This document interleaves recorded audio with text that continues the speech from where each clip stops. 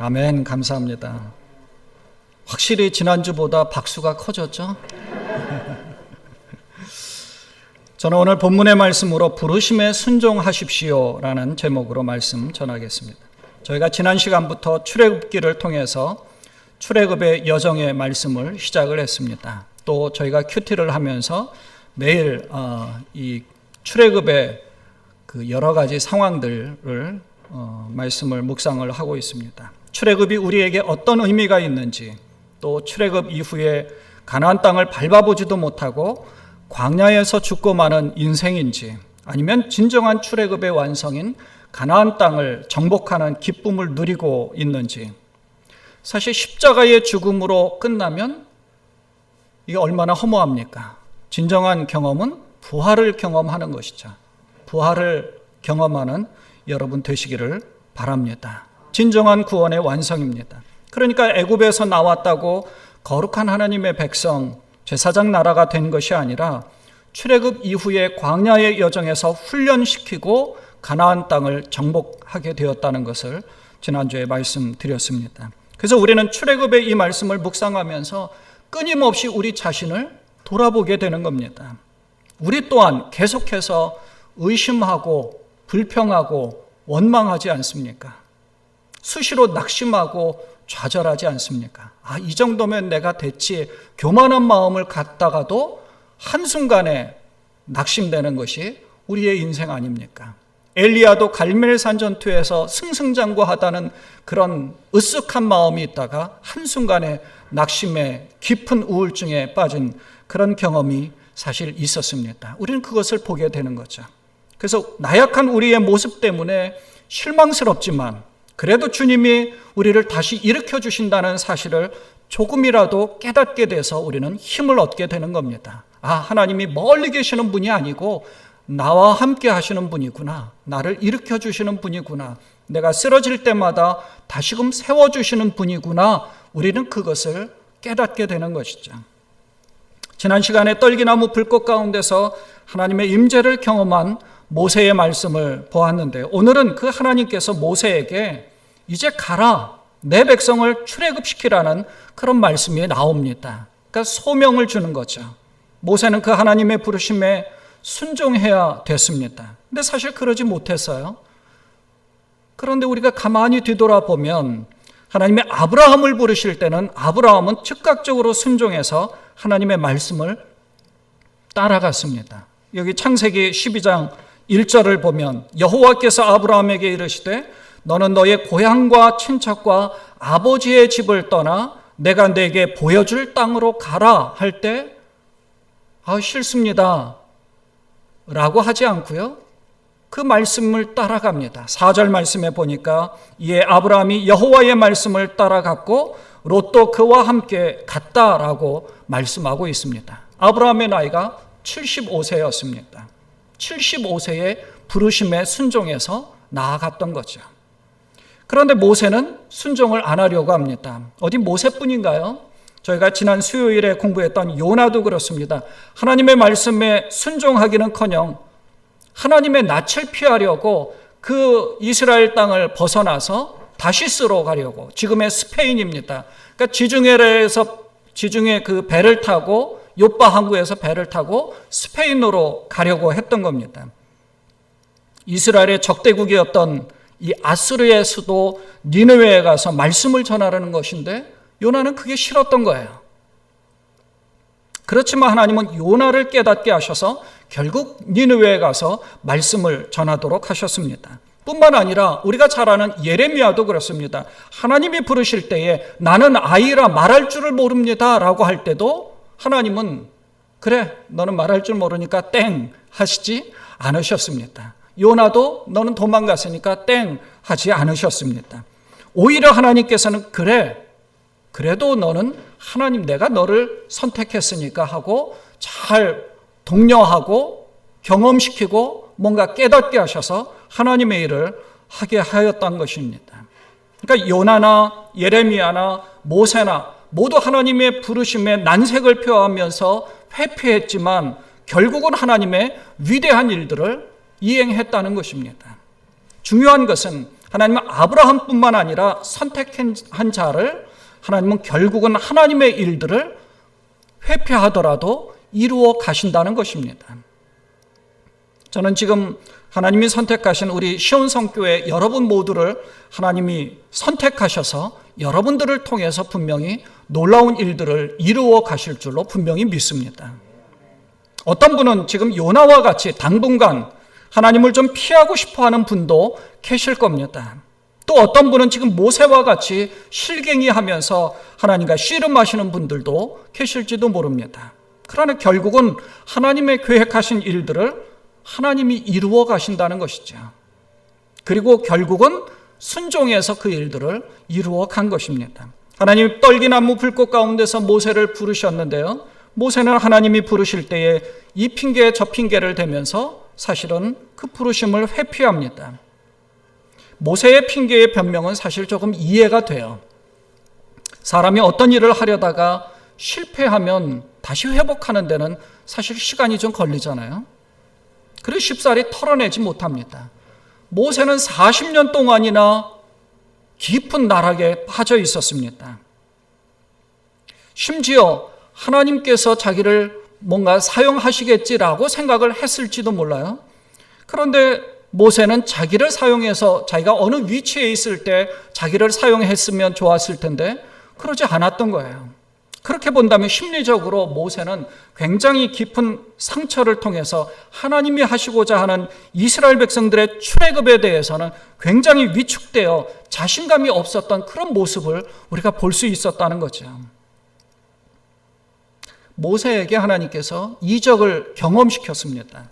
지팡이가 뱀으로 변하고 손을 이 품에 넣었다가 다시 빼보니까 나병에 걸리는 그런 이적을 경험시켰습니다.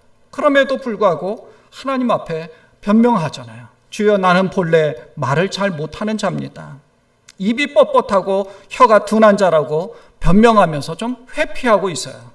얼마나 크게 상처를 받았을까요? 얼마나 큰 두려움이 있을까요? 출애굽기보다 이것은 이제 스데반이 이 설교를 한 사도행전 7장의 말씀을 보면 좀 더 명확하게 이 부분을 지적을 해주거든요.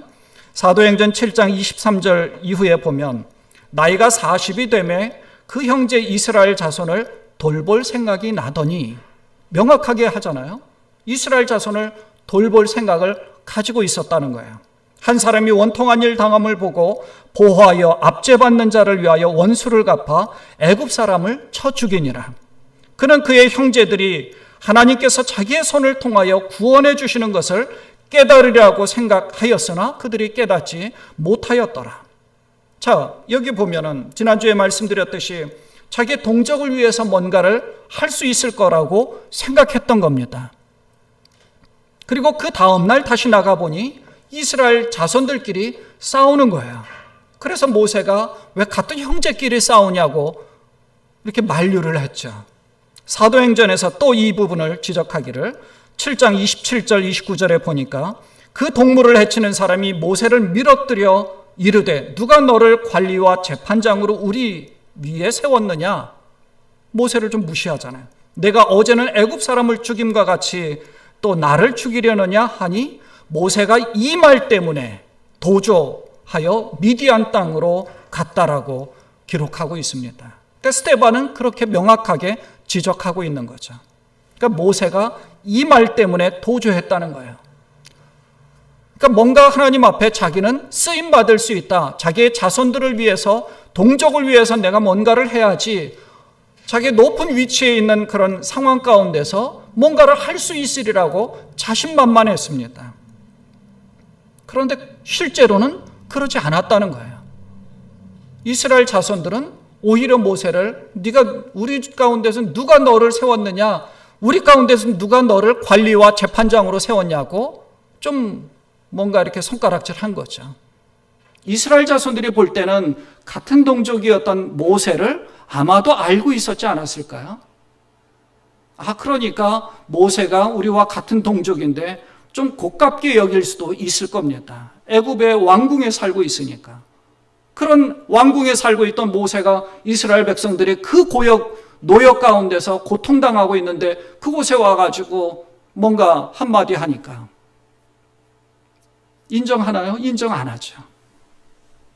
모세가 광야로의 도망은 두려움으로 인한 깊은 절망과 고독과 그리고 불안이었습니다. 그렇게 깊은 고통은 이 다윗이 그렇게 고백하듯이 사망의 음침한 골짜기로 지나는 그런 마음으로 아마 살아가기 시작을 했을 겁니다.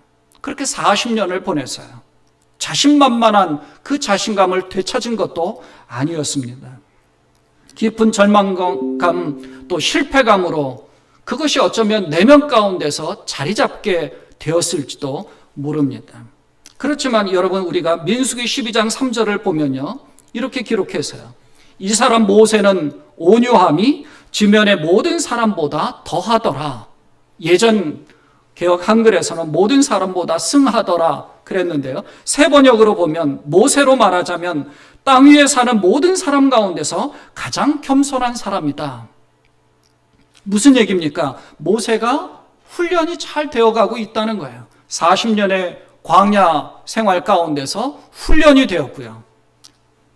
깊은 사망의 음침한 골짜기에 나락으로 떨어진 가운데서 나는 아무것도 아니구나 라는 사실을 경험하기도 했고, 뿐만 아니라 그 이후에 이스라엘 백성들과 출애굽하여서 40년 동안이나 또 더 훈련을 받게 된 것입니다. 왜냐하면 지금 모세를 부를 때는 아직도 모세가 좀 주저하고 있잖아요. 아직도 완벽하게 회복된 것이 아니었습니다. 모세가 아주 겸손하고 온유한 자로 하나님께서 인정하시는 이유는 광야 생활에 거의 끝나갈 무렵에 그 훈련이 계속되어졌다는 겁니다.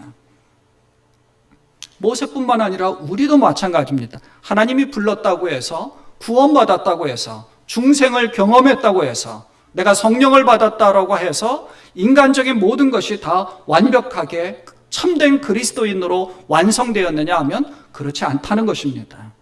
아직 미완성이에요. 주님 앞에 나아갈 때 이 모세와 같은 그런 인정을 받을 줄로 분명히 믿습니다. 모세는 이 출애굽 이후에 하나님의 산 호렙산에 올라가 가지고 기도하는 경우도 여러 번 있었죠. 하나님을 만나는 시간을 계속 갖는 겁니다. 그러니까 모세는 광야를 통해서 옛 자아가 죽고 새로운 존재가 되었습니다. 하지만 완전히 새로운 존재로서 하나님 앞에 인정받을 만한 그런 모습은 아니었던 거죠. 그럼에도 불구하고 하나님은 모세를 부르셨습니다. 오늘 본문을 보면 하나님이 부르실 때에 끝까지 회피하고 있어요. 오늘 본문을 보면요, 모세가 여호와께 아뢰되 오 주여, 나는 본래 말을 잘하지 못하는 자니이다. 주께서 주의 종에게 명령하신 후에도 역시 그러하니 나는 입이 뻣뻣하고 혀가 둔한 자니이다. 자, 모세가 말을 잘 못한대요. 입이 뻣뻣하고 혀가 둔한 자라고 합니다. 그런데 이 애굽에서 최고의 학문을 전수받은 모세 아닙니까? 최고의 학문을 익힌 자예요. 말을 잘 못하는 자가 아니라는 거예요. 그 뒤에도 모세의 설교들을 보면 사실 말도 잘합니다. 이걸 똑같이 스데반도 지적하죠. 7장 22절, 사도행전 7장 22절을 보면 모세가 애굽 사람의 모든 지혜를 배워 그의 말과 하는 일들이 능하더라. 능하다고 되어 있어요. 그리고 뿐만 아니라 이제 내가 가라. 내가 내 입에 함께 있어서 할 말을 가르쳐 주겠다라고 주님은 말씀하셨습니다. 근데 이제는 빼도 박도 못하게 됐어요. 근데 모세는 이제 대놓고 난 못 가겠습니다라고 이야기합니다. 출애굽기 4장 13절 말씀에 보면 모세가 이르되 오 주여, 보낼 만한 자를 보내소서. 이걸 보니까 잘 이해가 좀 확 안 와닿는데요, 새 번역을 보니까 확 와닿습니다. 모세가 머뭇거리며 주님 죄송합니다, 제발 보낼 만한 사람을 보내시기 바랍니다 라고 기록한 거예요. 말씀하는 거예요. 여러분, 경험이 많으시니까 이해가 되시죠? 저도 얼마나 이런 말을 많이 들었는지 모릅니다. 장로님, 권사님, 집사님, 내년에 이걸 좀 해주시죠. 목사님 죄송합니다, 제발 다른 사람을 시켜주세요.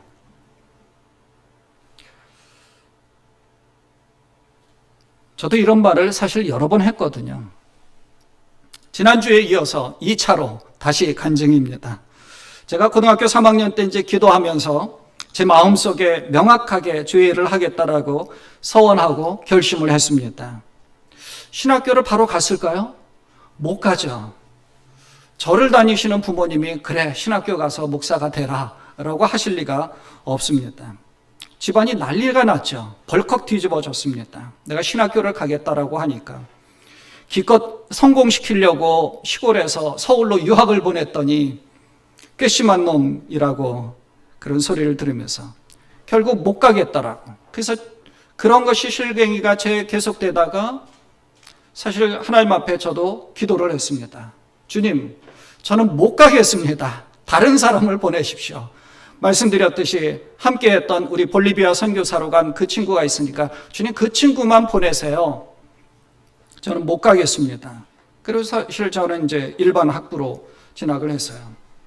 당시에는 학교에서 수업이 제대로 진행이 됐을까요? 진행이 안 되죠. 내내 데모만 하잖아요. 사실 저도 데모도 많이 안 했지만 워낙 학교 내에서 체류탄이 계속 오고 돌 던지기도 하고 학교 정문을까지 학교 안에까지 사실 전경들이 많이 들어왔거든요. 그러니까 도망 다니기 바쁘고 여기에 치약 묻힌 일들도 여러 번 있었고요. 그때마다 이제 저희 매형이 그때 당시에는 이제 보안대에 근무하고 있었으니까 만날 때마다 너 데모하면 안 된다라고.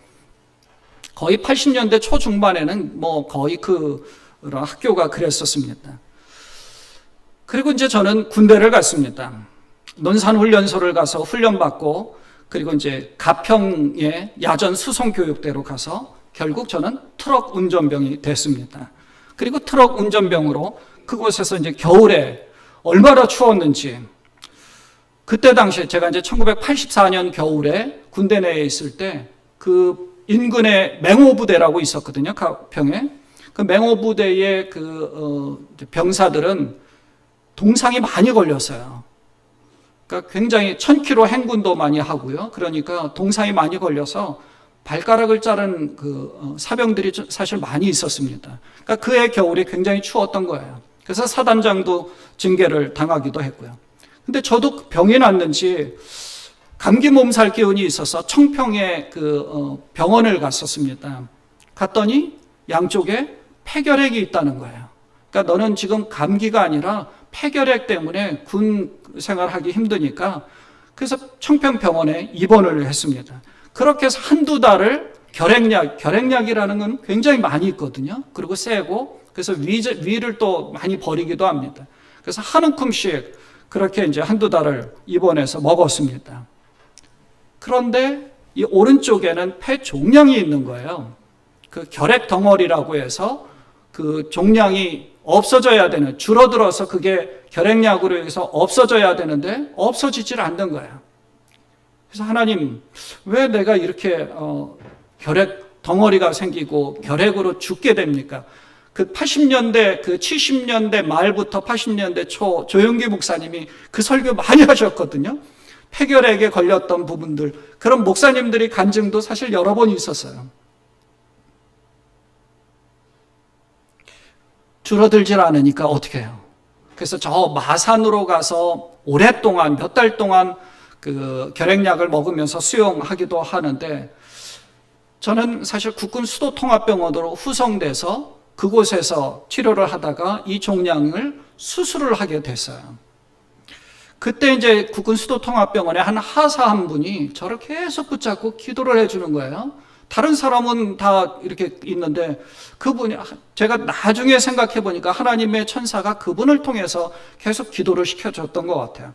그래서 계속 같이 교회 가가지고 기도하고 같이 기도를 하면서 그때 저는 또 깨달은 거예요. 아, 하나님의 부르심에 내가 회피하면서 하나님이 다시 뭔가를 나에게 깨달음을 주시는구나. 그래서 하나님 앞에 기도하면서 그래, 다시 신학교로 가자. 부모님의 반대가 있지만 신학교를 못 가니까 이렇게 된 거라고 설득을 하자. 그리고 이제 부모님에게, 면회온 부모님에게 내가 신학교를 못 가서 이렇게 됐으니까 내가 신학교를 가야 되겠습니다. 그때 다시 그렇게 됐어요. 그래서 폐 종양에 있는 부분을 포함해서 오른쪽 폐의 일부를 절제하고 그 이후에 이제 신학교를 가게 됐어요. 사실 바로 가지는 못했고 다시 복학을 해서 이제 또 공부를 하는데 사실 그때도 데모는 계속 되어졌고요. 그리고 그 이후에 신학교를 가게 됐죠.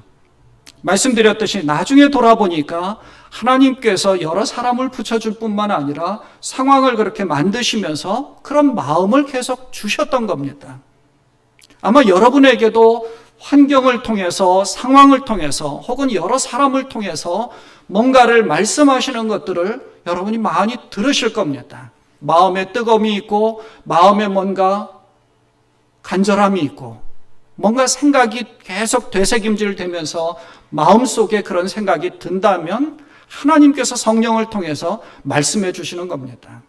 근데 우리는 그것을 자꾸 밀어내고 있는 거죠. 자, 오늘 본문을 다시 보겠습니다. 오 주여, 보낼 만한 자를 보내셔서 모세가 이야기하잖아요. 14절을 보면 하나님께서 모세를 향하여 화를 내셨습니다. 여호와께서는 모세를 향하여 노하여 이르시되 레위 사람 내 형 아론이 있지 아니하냐.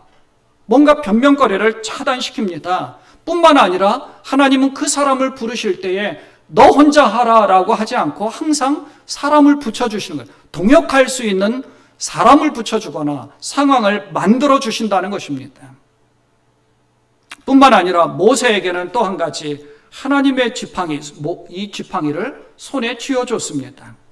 17절을 보면 너는 이 지팡이를 손에 잡고 이것으로 이적을 행할지니라 라고 말씀하셨습니다. 이 지팡이는 하나님께서 특별하게 금으로 만든 아주 삐까번쩍한 아주 멋진 지팡이가 아닙니다. 모세가 가지고 있었던 거예요.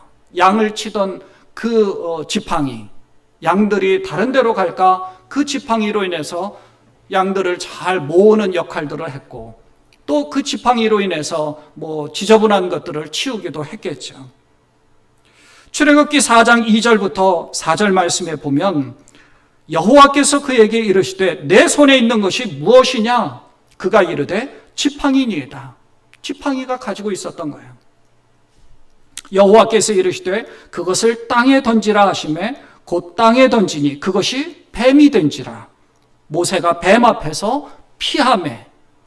징그럽잖아요. 무섭고. 그런데 당시에 아마 제가 말씀들을 가만히 보면 이게 이제 코브라처럼 되어 있는 것으로 보게 됩니다. 여호와께서 모세에게 이르시되 내 손을 내밀어 그 꼬리를 잡으라. 그가 손을 내밀어 그것을 잡으니 그의 손에서 지팡이가 된지라. 평소에 익숙하던 지팡이였습니다. 그것으로 이적을 경험하게 하죠. 평소에 익숙하던 다윗이 사용하던 물맷돌을 통하여서 하나님께서는 다윗에게 골리앗을 쓰러뜨리게 하셨던 겁니다. 평소에 가지고 있던 것으로. 모세가 그 뱀을 꼬리를 잡으라고 했어요. 뱀, 여러분도 아시다시피 뱀은 꼬리를 잡으면 위험한 거잖아요. 그 뱀이 얼마나 날렵합니까? 금방 물리고 말죠. 뱀을 잡을 때 머리를 잡아야 되는 거잖아요. 근데 꼬리를 잡으라 그래요. 근데 꼬리를 잡으니까 다시 지팡이로 되었습니다. 꼬리를 잡는다는 무모한 행동인데도 하나님 말씀을 믿고 꼬리를 잡았더니 다시 지팡이가 된 겁니다. 뱀이라는 것은요, 이 바로의 왕권, 통치를 상징하기도 합니다. 그래서 모세가 애굽의 왕궁에서 살 때에 아주 자주 보던 것이 바로 아마 이 뱀의 형상이었을 겁니다. 애굽이라는 이 왕궁은 모세의 마음에 큰 상처와 두려움 아닙니까? 근데 그 두려움이 있어서 아마도 그 뱀을 피한 것도 있지 않았을까 생각이 되어집니다. 그러나 하나님께서 다시금 그 뱀의 꼬리를 잡아 지팡이로 돌아오게 하여서 모세의 마음에 있던 상처나 두려움을 없애주신 겁니다. 하나님 앞에서는 이 뱀도 막대기에 불과하다는 것을 보여준 거죠. 하나님께 사명에 충실하다면 하나님께서는 그 상처와 두려움을 분명히 없애주시는 줄로 믿습니다. 저를 따라해 보십시오. 사명에 순종할 때 하나님께서는 상처와 두려움을 없애주십니다. 여러분이 가지고 있는 상처가 무엇입니까? 여러분이 가지고 있는 두려움과 불안이 무엇입니까? 하나님께서는 그것을 없애주실 줄로 분명히 믿습니다. 이제 모세는 더 이상 주저할 이유도 없고 하나님의 부르심에 순종하기로 결단해서 장인 이드로에게 가서 형제들에게 돌아가겠다라고 이야기합니다. 이드로가 보내주잖아요. 40년 만에 돌아가는 겁니다. 모세에게 평안히 가도록 아마도 이 이드로의 마음도 하나님께서 주관해 주셨을 것입니다. 평안하게 가도록 합니다. 자, 4장 20절 말씀에 보면 모세가 그의 아내와 아들들을 나귀 위에 태우고 애굽으로 돌아가는데 모세가 하나님의 지팡이를 손에 잡았더라. 얼마나 듬직합니까? 이적을 행하였던 지팡이. 가족들과 함께 주님의 부르심에 순종하여 결단하여 나아가는 모세에게는 하나님의 지팡이가 손에 쥐어져 있는 겁니다. 모세의 지팡이라고 이야기하지 않고요, 하나님의 지팡이라고 했습니다. 평범한 지팡이가 아닙니다. 하나님의 역사와 하나님의 인도하심의 이적들이 일어날 그런 지팡이입니다. 하나님께서는 이 모세에게 지팡이를 손에 쥐어줌으로 인해서 안정감을 주었고 확신을 주었습니다. 나중에 이 지팡이를 잡고 강에 이 팔을 펴니까 그때 개구리 떼가 온 애굽에 가득했었죠. 그 지팡이를 이렇게 들어서 온 하늘에 메뚜기 떼가 가득하기도 했었습니다.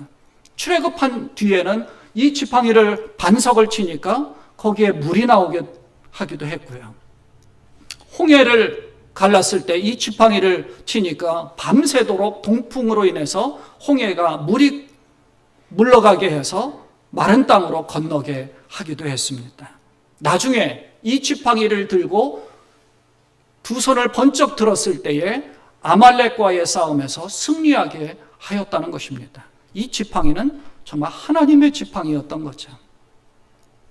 지팡이가 신기한 것일까요? 그리고 지팡이가 신비한 힘을 가지고 있을까요? 아닙니다. 하나님이 함께 하신다는 것을 상징적으로 보여주는 거예요. 하나님이 여러분과 함께 하십니다. 하나님이 여러분을 지키시고 여러분에게 확신을 분명히 주시는 줄 믿습니다. 사랑하는 여러분, 하나님의 부르심에 순종하여 출발하는 모세에게 하나님은 그 손에 하나님의 지팡이를 쥐어줬습니다. 하나님이 특별하게 하늘에서 뚝 떨어뜨린 것이 아닙니다. 우리가 일상적으로 사용하던 것을 하나님이 손에 쥐어주면서 확신을 주었던 거죠. 특별한 것을 주신 것이 분명히 아닙니다. 하나님 모세에게 안정감을 주셨고 확신을 주셨고 상처를 없애주시고 두려움을 제거시켜 주신 것입니다. 사명자로 부르심에 순종하는 자에게는 하나님께서는 이렇게 배려해 주시고 인도해 주십니다. 그리고 그때 말씀하신 것 자체도 이제 가라, 이스라엘 자손들을 출애굽시키러 보내면서 너를 해하려고 했던 바로는 이제 죽어 없다 하고 안정감도 주지 않았습니까? 하나님께서 다 예비시켜 주신 겁니다. 하나님께서 다 준비시켜 준 겁니다. 이제 하나님 앞에로 나아오십시오. 그것을 통해서 하나님이 위대한 일들을 이루어 갈 수 있다는 것입니다. 오늘 우리에게 하나님께서는 각자에게 각기 다른 부르심이 있을 것입니다. 모두가 다 맡겨주신 사명들에 충실하게 주님 내가 나아가겠습니다 할 때 하나님께서는 여러분들에게 하나님의 지팡이와 같은 확신과 안정감과 그리고 하나님 미리 예비하시는 모든 일들을 충실하게 잘 활짝 열어 주실 것입니다. 부르심에 순종하는 여러분 되시기를 바랍니다.